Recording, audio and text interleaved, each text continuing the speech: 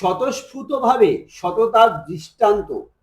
আবাসন প্রকল্পের অনুদানের কিস্তির টাকা ফেরত দিতে মেমারি বিডিওর কাছে উপভোক্তা। আবাসন প্রকল্পে একই পরিবারের দ্বিতীয়বার টাকা চলে আসায় সেই অতিরিক্ত অর্থ সরকারি তহবিলে ফেরত দেওয়ার ইচ্ছা প্রকাশ করে বিডিওর কাছে আবেদন জানালেন মেমারি ১ ব্লকের এক বাসিন্দা।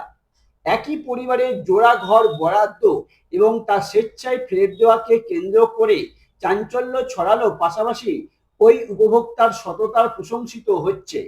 স্থানীয় সূত্রে জানা গিয়েছে ২০১৮ সালে সংশ্লিষ্ট পরিবারের স্বামীর নামে আবাসন প্রকল্পের ঘর পাওয়ার পর ২০২৫-২৬ অর্থবর্ষে পুনরায় স্ত্রীর নামেও ঘর বরাদ্দ হয় এবং প্রথম কিস্তির টাকা অ্যাকাউন্টে চলে আসে। বিষয়টি জানতে পেরে ওই মহিলা নিজেই সরকারি টাকা ফেরত দেওয়ার সিদ্ধান্ত নেন এবং বিডিওর কাছে লিখিত আবেদন জমা দেন। প্রশাসনিক সূত্রে জানা গেছে আবেদনপত্রটি গ্রহণ করা হয়েছে এবং নিয়ম মেনে টাকা ফেরত নেওয়ার আশ্বাসও দেওয়া হয়েছে। এই ঘটনায় স্থানীয় বিজেপি নেতা গৌতম বল জানান, অভিযোগ ছিল যে পঞ্চায়েত স্তরে অনিয়ম বা স্বজন পোষণের কারণে ডবল ঘর পাওয়া যাচ্ছে, তবে এই উপভোক্তা নিজে থেকে এগিয়ে এসে টাকা ফেরত দিতে চাইছে, যা অত্যন্ত প্রশংসনীয় এবং সততার বড় দৃষ্টান্ত।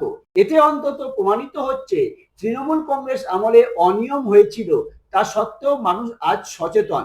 স্থানীয় বাসিন্দারা এই পদক্ষেপকে স্বাগত জানিয়েছে এবং আশা প্রকাশ করেছেন যে এভাবে প্রকৃত অসচ্ছল ব্যক্তিরা যাতে আবাসন সুবিধা পেতে পারেন সেদিকে নজর দেবে প্রশাসন। ডবল ঘর পেয়েছে 2018-তে একটা ওনার নামে মানে ওনার স্বামীর নামে ঘর ছিল, তো সেই ঘর পেয়েছিল। তা সত্ত্বেও আবার 25-26-এ আবার একটা বাংলা আবাস যোজনা বলে ঘর পেয়েছিলেন। তো ওনার স্ব ইচ্ছাতে উনি আজকে বিডিও ম্যাডামকে জানিয়ে গেল যে আমি প্রথম কিস্তির টাকা ফেরত দেওয়ার ইচ্ছুক আছি। সেই হিসাবে বৌদি এসেছিল, তো ম্যাডামও রিসিভ করে নিয়েছে এবং কিছুদিন টাইম দেওয়া হয়েছে, 7 দিনের মধ্যে যাতে টাকা ফেরত দেওয়া হয়। তো উনি কি কোনো দলীয় কর্মী ছিলেন?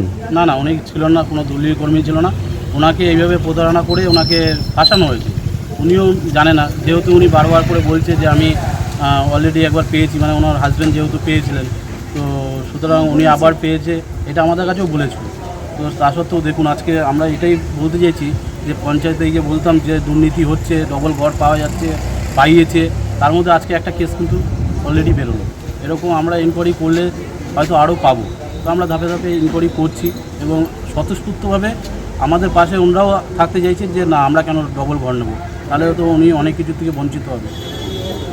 ওনার এই ফেরত দেওয়ার মানসিকতাকে কোন চোখে দেখছেন? একদমই ভালো চোখে দেখছি, কারণ এরকমভাবে যদি আমাদের সরকারের পাশে সবাই দাঁড়ায় তাহলে আগামী দিন আরও সুবিধা হবে। এবং দেখুন, যারা দুর্নীতি করেছে হয়তো ওনাদের কাছ থেকে কোনো লাভ পেয়েছে বা অন্যভাবে কিছু একটা পাইয়ে দিয়ে যেটা হয়েছে কাটমানি ব্যাপার, দীর্ঘদিন আমরা আন্দোলন করেছি, বলেছি যে কাটমানি আছে, সেটা আজকে দেখুন একটা প্রমাণ হলো যে হ্যাঁ, উনি ডবল ঘর পেয়েছেন, মানে ওনার পরিবার পেয়েছেন। আপনার নাম ও পরিচয়? আমি গৌতম বল, আমি কাটুয়া সেক্রেটারি, ডিস্ট্রিক্টের সেক্রেটারি। দিদি, আপনি যে আজকে এই টাকা ফেরত দেওয়ার জন্য বিডিও অফিসে এসেছিলেন, তো আগে যখন ঘরটা পেয়েছিলেন, আগে যখন আবেদন করেই পেয়েছিলেন? তো আবেদন বলতে সেটা আমার স্বামী করেছিল, আমি তো ঠিক জানি না, তখনও তো আমি পার্টি সম্বন্ধে কিছু বুঝতাম না।